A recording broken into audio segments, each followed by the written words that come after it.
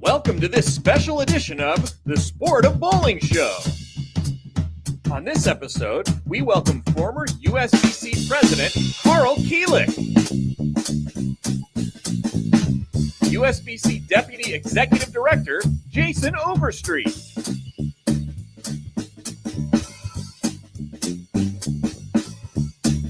and now it's time for the Sport of Bowling Show.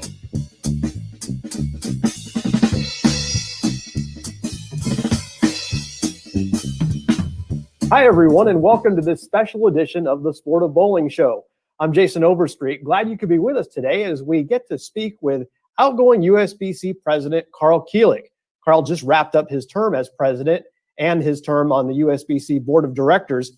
Karl's been president since 2018 and first started with the board in 2011. Many of you likely know Karl's been a champion of the PWBA Tour as well as USBC's youth bowling products.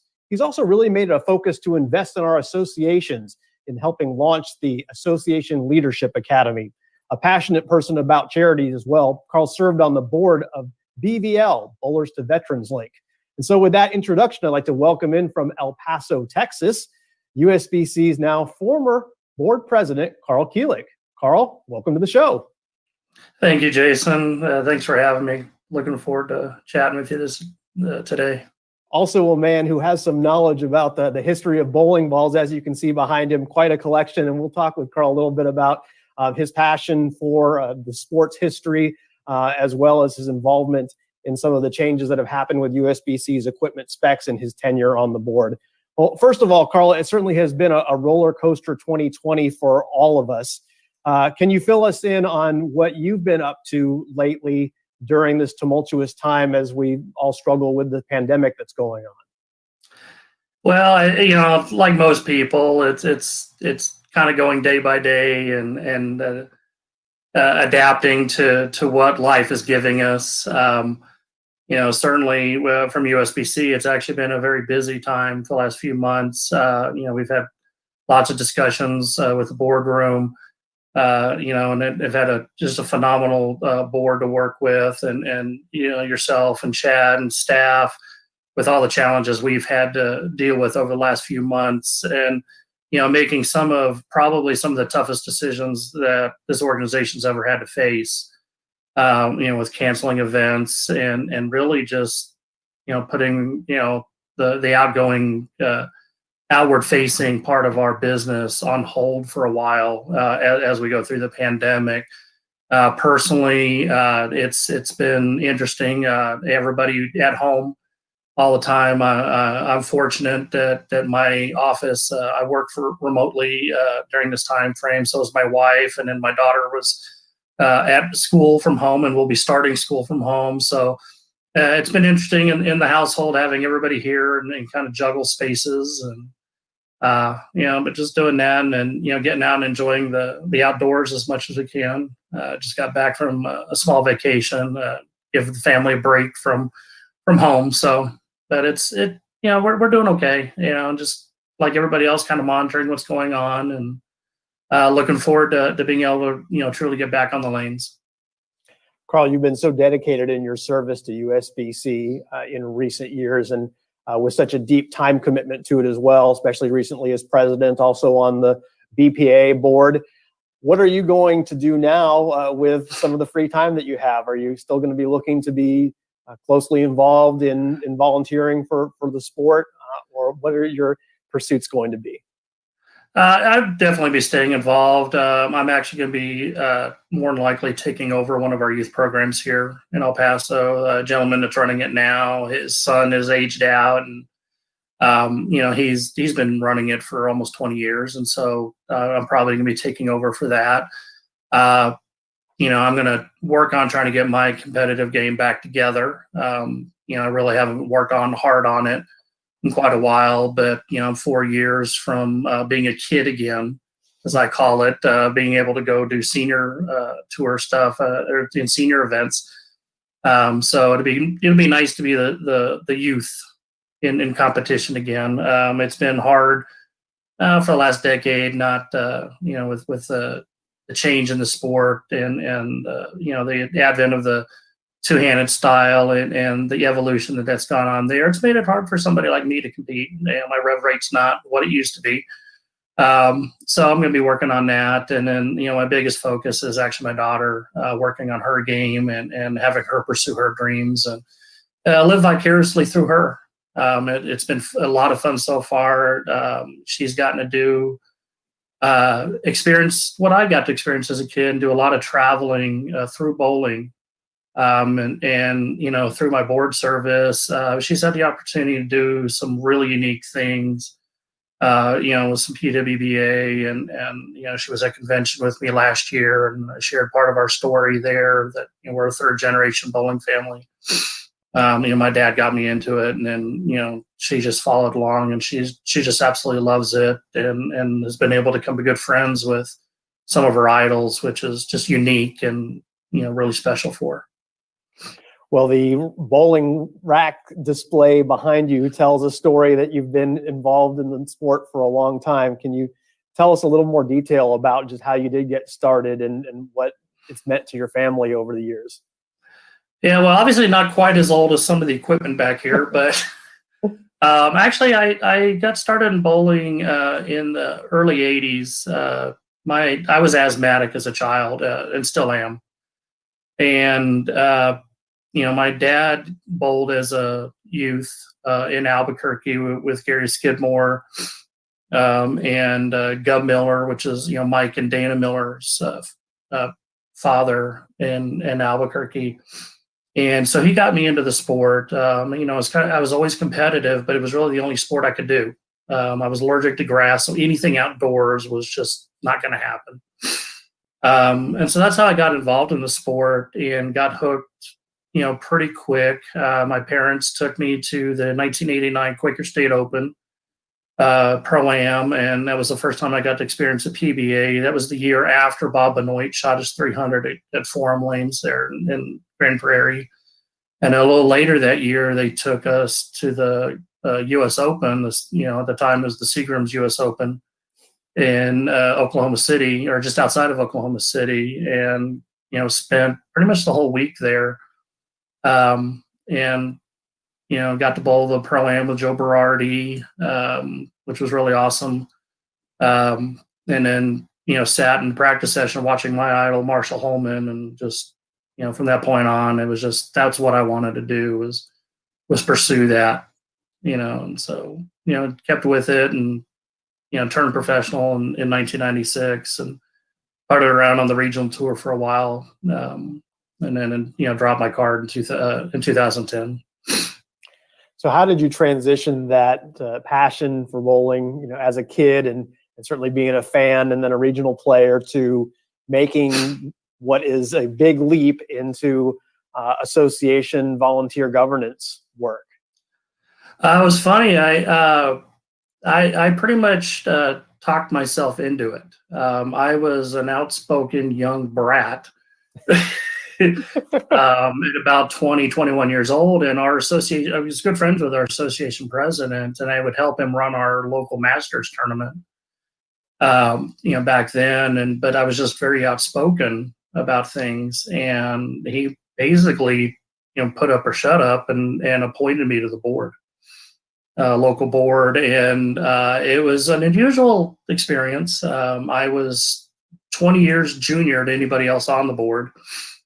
Joining it at 21 years old, but I had just a passion for it from that standpoint, and just slowly moved up the ranks locally, and helped with the transition as we merged our associations. Luckily, ours was a very easy transition. Our associations worked very well together before the merge, and then eventually became officer and association manager of our local association. But it was just, it just flowed with the passion I already had for the sport, and it became easy to give back, when you have the passion for it.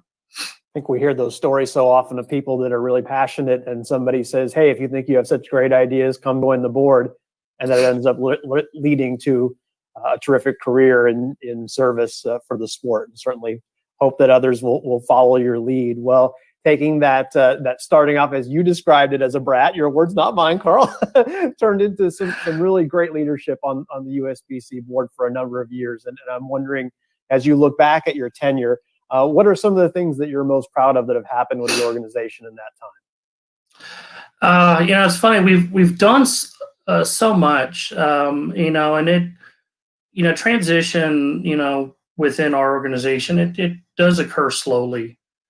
So it's been kind of fun to watch over the last 9 years how much we've done. I mean, the PWBA, relaunching that was very important to me, with a daughter, having aspirations. Before we did that, the only thing young ladies had to look forward to was college. There wasn't anything really after that. So, that was a very important and really an emotional decision for me, when we did that. Adding the third division to the Open Championships, I felt was critical, to the success of the Open tournament. And then some other decisions that they're not as out there, but the awards decision, actually, I think was really important. I know a lot of people weren't happy about the decision to do that, but that really started a transformation for USBC, I think. I think from about that time frame, we started to look at our organization very differently. And Chad coming on as our executive director, and you as our deputy executive director, and really in the boardroom, we started to look at things differently. It wasn't the status quo anymore. It was, truly looking at what the future of the sport was going to look like. And the other things followed. Taking on the challenge of PWPA, being willing to make changes with the women's championships. We've gone through a couple of evolutions there. Adding the third division, the Open Championships. changing the status quo. One of the things that I think is a huge success. I was chairman of the Association Outreach Committee, and one of our big things was, try to change what convention looked like, and add education and networking. And I, for those that have been to convention over the last 4 or 5 years, they've seen it.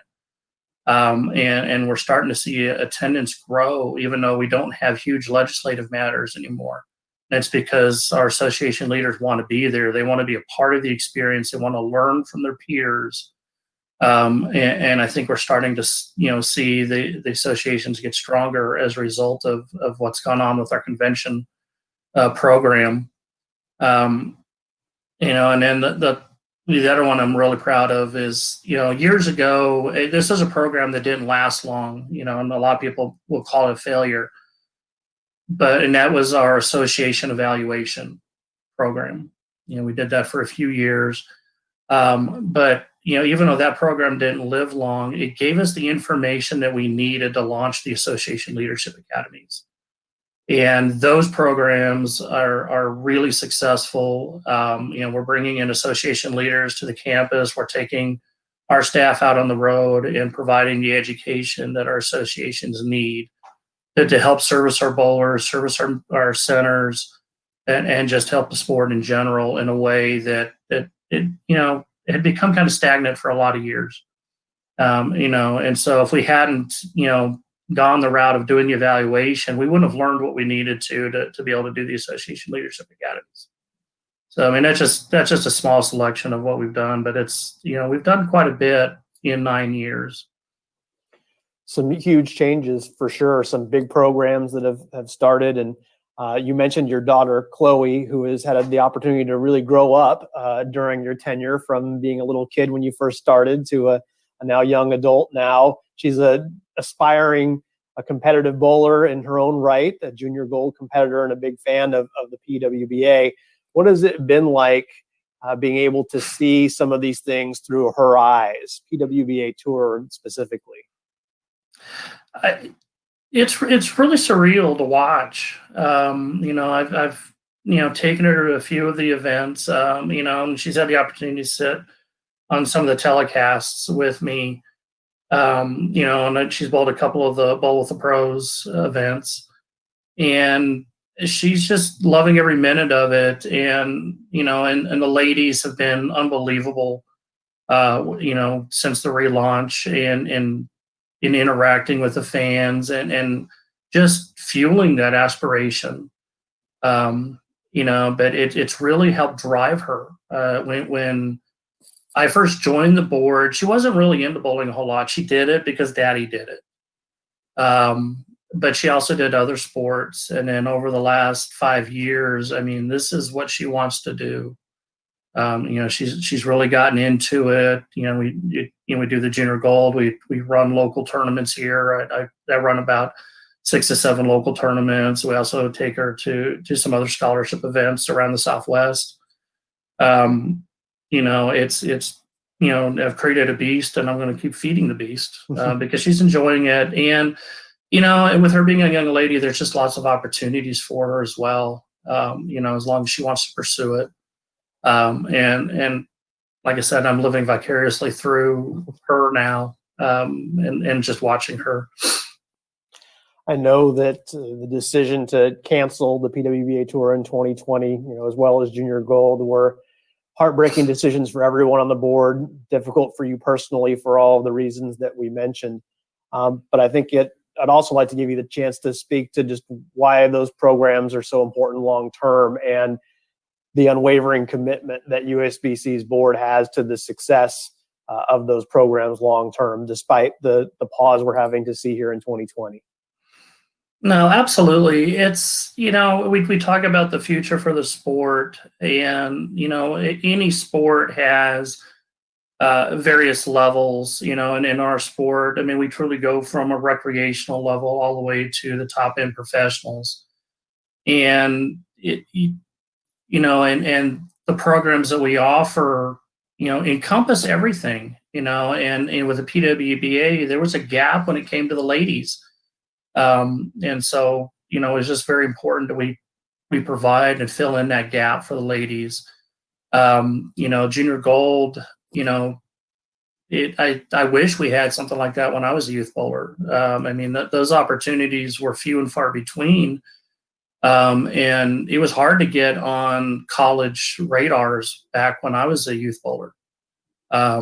Now with Junior Gold and as a result of Junior Gold, the explosion of many of the other scholarship programs that have grown tremendously throughout the country, we're just all kind of feeding off of each other. And I firmly believe a lot of that's the success of Junior Gold and what it's brought, and the enhancement of SMART and the whole everything that we're working, that we do collectively within the industry.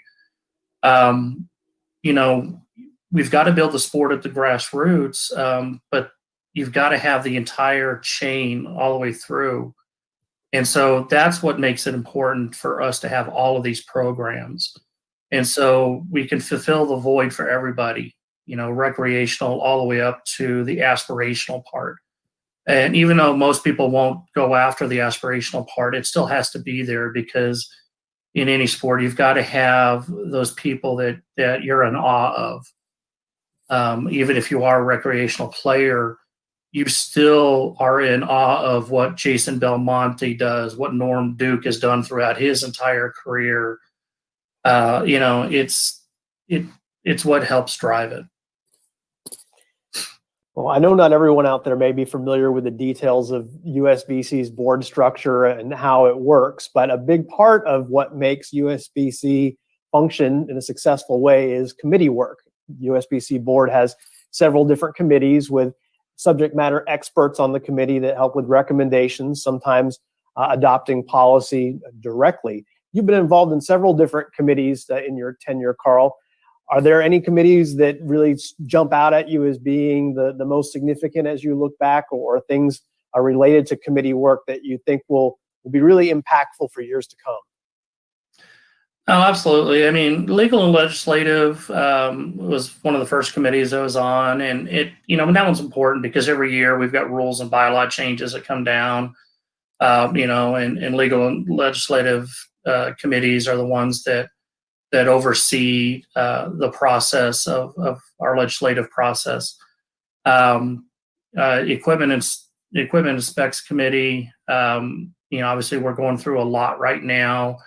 We're working on, helping control some of the technological advances that have occurred in our sport, as have happened in many other sports.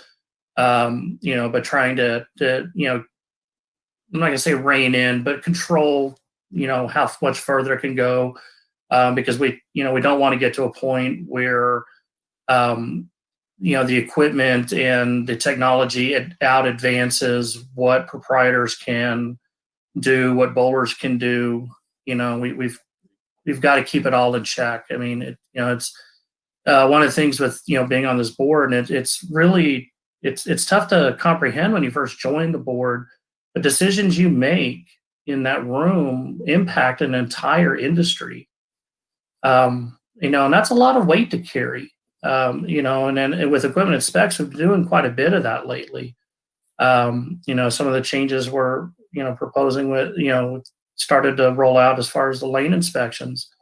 It's evaluating where we are currently instead of being in the status quo and just letting things be as they are. It's truly looking at it. But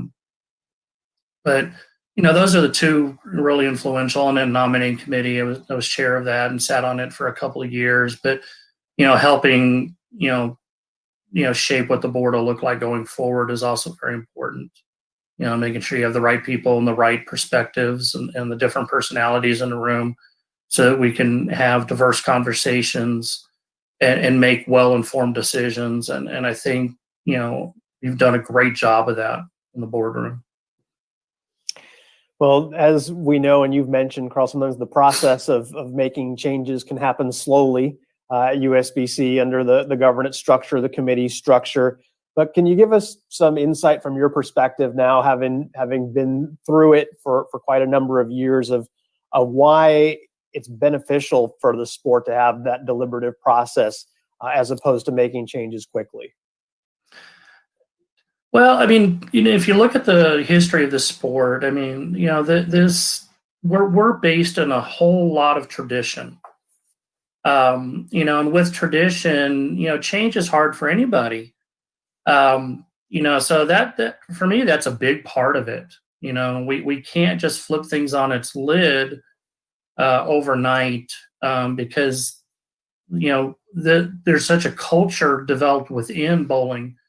And for most people, it's that culture that they enjoy. I said years ago in convention, this is the original social network. And it truly is. And so we've got to maintain and honor our history as we go through it. And so those deliberative talks that we have in the boardroom, that's what a lot of it is we can't just change things overnight without upsetting the apple cart tremendously. So, we know where we're, in a lot of cases, we know where we want to go.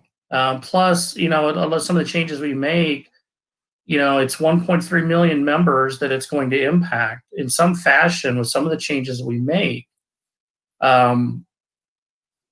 Plus, we've got a network of 20,000 plus volunteers that help enforce this. There's just a lot of moving parts that you just can't change things quickly. And the structure itself kind of prevents it in a lot of cases too. Well, and some of those changes that have been made in your tenure have affected competitive bowlers, like yourself, whether that be from the equipment standpoint or whether that be the format of the Open Championships. But why have you been so vocal in advocating, that these rules and specifications do continue to evolve and change? Well, it's really important, when we look at some of the equipment changes right now, is, being able to control the environment, where, equipment's gotten to a point where and through the amount of oil being depleted through ball use, lane patterns no longer maintain their integrity. You look at college tournaments, you look at the Open Championships, people could, teams that get together and do it right can change the environment very quickly from the lane patterns that were put out. But the amount of volume of oil that's having to be applied to lanes to combat some of that, it's not sustainable long term. It's doing damage to our proprietors, and we don't want to do that.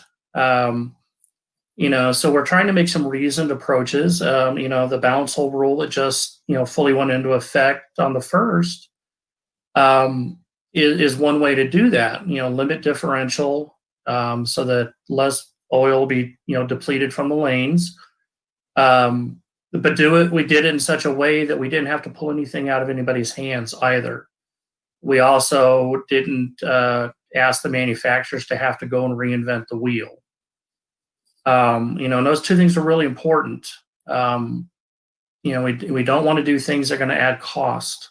If we can all do that, but still try to, maintain the integrity going forward.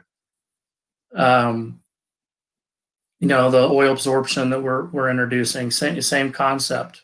We want to limit how much oil gets depleted. With changes in the Open Championships, I mean, for me, that was no brainer, even though it hurt me personally. I was one of those that, kind of middle run of the Open division, or regular division now. But I would cash in every event every year. Even though I probably didn't bowl real well, that's not really competition. I should be having to perform well to make money in a tournament. That's what tournaments are all about. And I was doing it at the expense of the 180 to 200 average bowler. And that just didn't make sense to do that. So the addition of 3rd division, even though it hurt me and others in my position, was absolutely the right decision to make. For the tournament as a whole and our membership as a whole. So it's, we have to evolve as we go forward. As you've just described, you're so often as USBC president the focal point of so many different competing interests, all with very valid perspectives, whether that be the elite bowlers, casual members, proprietors, manufacturers. Never mind the Team USA athletes, all of their needs, which are certainly important, USOPC, and the evolving regulations there from the national governing body at the highest level in the country. How have you managed to balance all of those things, and what have you learned about just those demands on the USBC's president and how to stay focused in it all? It's really been learning, having the ability to adapt and be ready for anything. There has been a lot of changes come down. You mentioned some of the USOPC changes and some of the mandates that have come down through Safe Sport. It's just, having to be willing to adapt on the fly, but also, we get a lot of information and being able to assimilate all the information that we get and process it. And it's not just me as president, it's the entire board that has to go through all of this. Being president, I mean, I feel like my biggest role is just help facilitate the meetings and make sure that the information is getting to our board members. And then we have quality debate and discussion in our meetings, be it committee work or in the boardroom, and we make informed decisions. The president is simply a member in that room that facilitates the meetings. I really did not see myself as much more than just a member of that boardroom. I just happened to have a title and sat at the head of a table. That was pretty much it. And then I feel like that's where my role was as president. Not sure you give yourself enough credit there, Karl, but do appreciate the perspective as trying to really be the one who can play Switzerland at times and bring in all the voices for the collective good decision was something that you really learned to master, I think, in your tenure as president in the boardroom. When you first started in terms of your running for election on the board, social media was something that a few people used.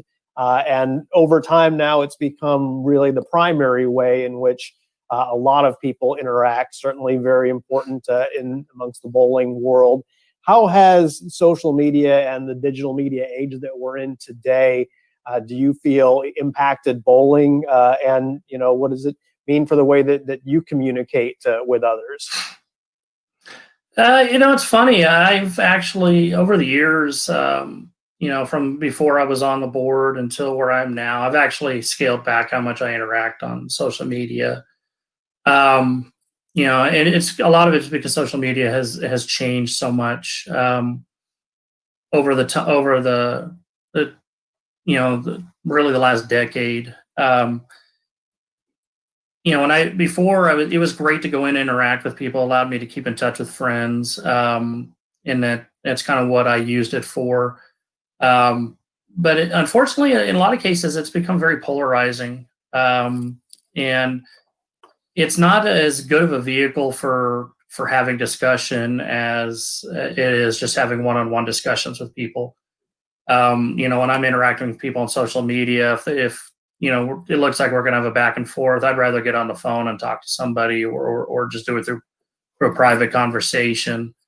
In some of the, forums and different open spaces, the conversation just evolves so quickly because everybody gets so passionate about their opinions.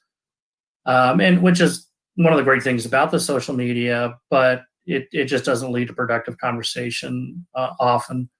I generally will chime in just to clarify something, to provide factual, but I don't engage in debate in social media. But as far as getting news information out, it's great because it's immediate.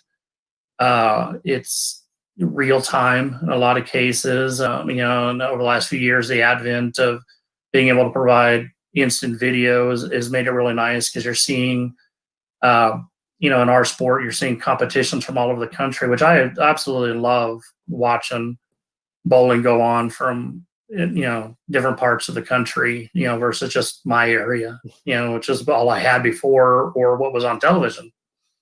Our Bowl TV platform and PBA's Flow Bowling, it's great to be able to watch the players week in, week out. And, now with some of the additional content that we're offering through Bowl TV, we have TMBA events and some of the UBA events. It's fun, and I can't wait till we're back on the lane so I can start watching what's going on across the country some more. Agreed. I think that we would both, could say that one of the more challenging things in this coronavirus situation is it ties everybody's hands of being able to get together in person, which is such a huge part of solving problems and getting good feedback on what next steps are in the industry. Sadly, it looks like the virus is going to be with us for at least some time. What are your thoughts on what that means for bowling in the immediate term and for USBC as well? Well, it's obviously going to have an impact. I think one of the things that's important for all of our members to understand is be open to new ideas, be open to new formats and leagues, new formats and tournaments. It depending on where you live, you're living under different regulations than what your neighbor is. Where I live, I literally live less than a mile from New Mexico, from where my house is. So I'm living under what Texas regulations are, but I've got communities just north of me in New Mexico that are living under a whole different set of regulations. In fact, their bowling centers aren't open yet, and there's no telling when they're going to be open in New Mexico. Where in Texas, bowling centers have been open for almost 2 months now. With some limited, depending on the community, some capacity limitations. So be open to it. As membership, as your bowling centers open up, please go support them like you do any other local business. Your bowling centers are local businesses. So go out there, support them, go open bowl, go practice as leagues come on, go support them, and please, support your local regulations as it relates to mask wearing. We've learned a lot over the last few months, and, wearing a mask looks like is going to be our best way to help control what's going on. It's not going to stop the spread, but at least if we can control how fast it's spreading, the economy and our bowling centers and our livelihoods get back, and we can get back to the recreation that we enjoy with bowling. So please adhere to those regulations, but please go support your bowling centers. And from USBC's perspective, we're going to be there to support all of our league and tournament operators and our proprietors. Providers are having to think about things differently. You're going to see leagues run split shifts, in centers where they can only run one team per pair of lanes. A lot of them are going to go run split shifts. It's going to be different this year. But we're going to learn a lot through that. And, just as we battle through and get through the pandemic and the virus, and the vaccine comes and medicines control it, we'll get back to normal. But we're going to learn a lot through this. And I think it's going to make the sport better on the other side. We're just going to struggle for next 6 months, maybe a year. We've seen some proprietors around the country doing some fantastic work to be able to meet whatever their specific state guidelines are to reopen. BPA with tremendous resources that are available to assist. USBC has put some best practice guidelines on bowl.com as well as information related to rules for greater flexibility. But you mentioned just being adaptable, flexible, being willing to maybe have things be a little bit different for one season. Do you believe that really that is just going to be the key to help get our industry through just this one season to be able to get back to normal? And then, but that is really critical. I think that you would agree. I would absolutely agree. Accepting what's going on, getting out there and enjoy, your friends and your family. I mean, that's what particularly league bowling is all about for the vast majority of us. It's that time every week that we get to spend a couple of hours with some really good friends, people that have become our extended family. And for me, I'm missing that tremendously. I absolutely want to get back out there and hang out with my friends, and throw some games and just enjoy the camaraderie that the sport has always provided. And just understand it's going to look a little different this year. Just be ready for that. Accept that. But get out there and support your bowling centers. They, just like any other business, be it your favorite restaurant, your favorite local store. Your bowling center needs your support, and so go out there and support them. Absolutely, Karl. I know that one of the things, whether you're a president of the board nationally or president of the board locally or at a state level, that type of volunteer commitment requires a lot of time. It requires really your family to buy in for all of the time that is dedicated in service to the sport. Can you share a little bit just about how being involved in this level with USBC has been a complete family affair for you? It absolutely has. It took a lot. It took a lot of time away from my family. I actually stepped away from some of the local responsibilities, because I served on my local board, in order to free up some extra time for my family. And then I could also provide some of those additional opportunities for my daughter. But my family has been supportive of my volunteerism all along. And they know the commitment it made, or that I had to make. And they were there every step of the way. But if you're passionate about what you love and you want to be involved, you make that commitment, and your family will also support that commitment for you. this has been, and it's not just the last 9 years on the national board, but, I started serving over 25 years ago on my local board. So this has really become a way of life. This is what's going to, the tough part going forward is it's going to be different, at least for in the short term, because, this has been a part of my life for over half my life. Being deeply involved in the governance structure and the volunteer side.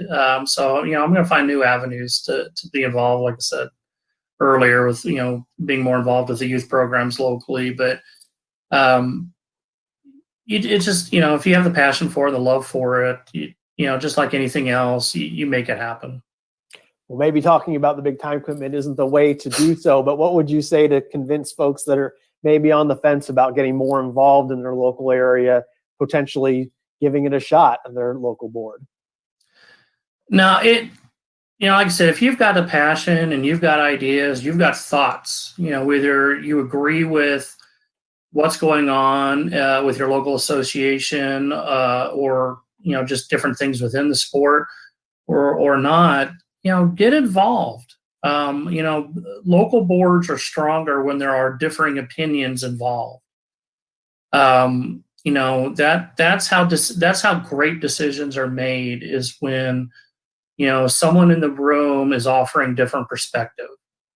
And even if it's not on the board, help out with the local tournaments, help out with the local youth programs, help grow the sport. It doesn't take much to be involved. The time commitment,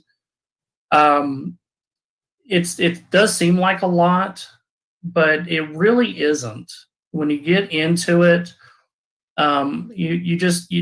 you manage to juggle what you need to. But local association, it's so much fun to be involved with what goes on there and help run your local events, interact with your passionate bowlers, get involved in presenting awards. You get to see a whole different side of the sport from just being in the competition. And that's what I've, my service, both local, nationally, is really shown me is it's opened my eyes to what the sport is in its totality. I work in bowling centers, I managed them, so I got to see that per side, but there's so much more.